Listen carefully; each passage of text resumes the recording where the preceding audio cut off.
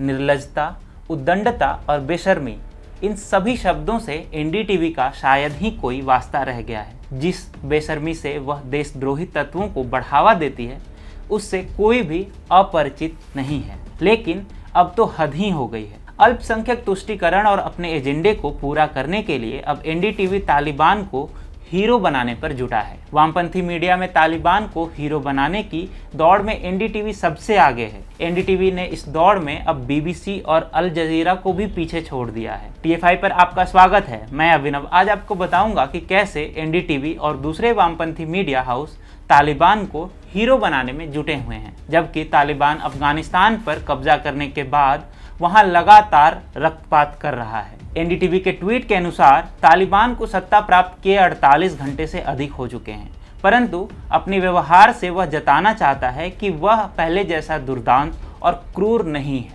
इतनी निर्लज्जता से तो ऑड्रे टुस्के ने भी मुगल आक्रांता औरंगजेब का बचाव नहीं किया होगा, जितनी निर्लज्जता से एनडीटीवी के पत्रकार श्रीनिवासन जैन तालिबानियों का बचाव कर रहा है। हालांकि जो व्यक्ति तालिबान के प्रमुख प्रवक्ता को अपने चैनल पर बुलाकर तालिबान के प्रोपेगेंडे को खुलेआम बढ़ावा दे सकता है, जो व्यक्ति सिर्फ इस बात से 2020 के ननकाना साहिब के हमले से कुपित है कि इससे सीएए विरोधी प्रोपेगेंडा कमजोर हो जाएगा, उससे आप और क्या आशा कर सकते हैं। इसके अलावा जरा इस ट्वीट थ्रेड पर भी एक दृष्टि डालिए।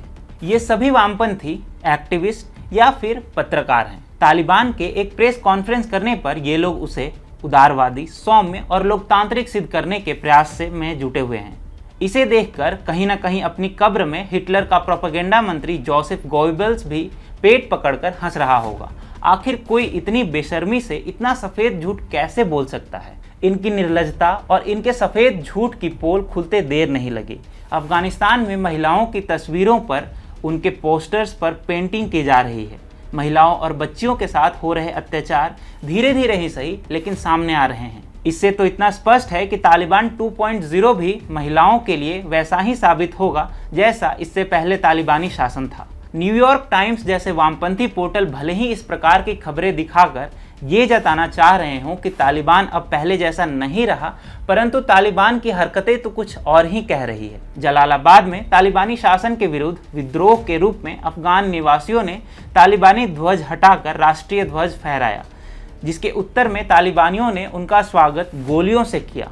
अब आप भी कहेंगे कि ये पहले वाला तालिबान नहीं है।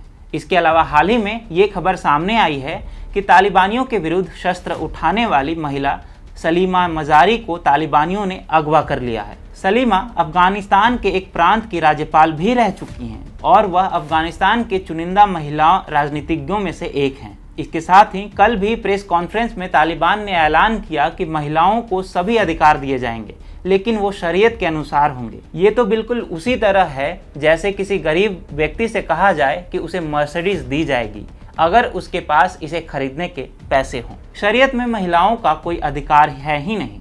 इसका अर्थ क्या ये नहीं है कि तालिबान दुनिया को वही सुना रहा है जो कि दुनिया सुनना चाहती है, या फिर अपने एजेंडे के द्वारा वह प्रचारित कर रहा है जो कि दुनिया की ताकतें सुनना चाहती हैं, जबकि हकीकत में वहां महिलाओं पर अत्याचार और पाबंदियां जारी हैं। तालिबान के काबुल में दाखिल होने के साथ ही टीवी स्टूडियो में बैठी महिला पत्रकार ने अपने सिर पर बुर्का पहन लिया।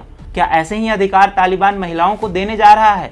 लेकिन इससे इतर वामपंथी मीडिया पूरी दुनिया में, खास तौर पर भारत में, तालिबान का एजेंडा फैलाने में लगे हैं। एनडीटीवी जैसे चैनल तो तालिबान की ऐसे बड़ाई कर रहे हैं मानो उन्होंने अंतरिक्ष में जाने के लिए कोई नया मार्ग ढूंढ निकाला हो।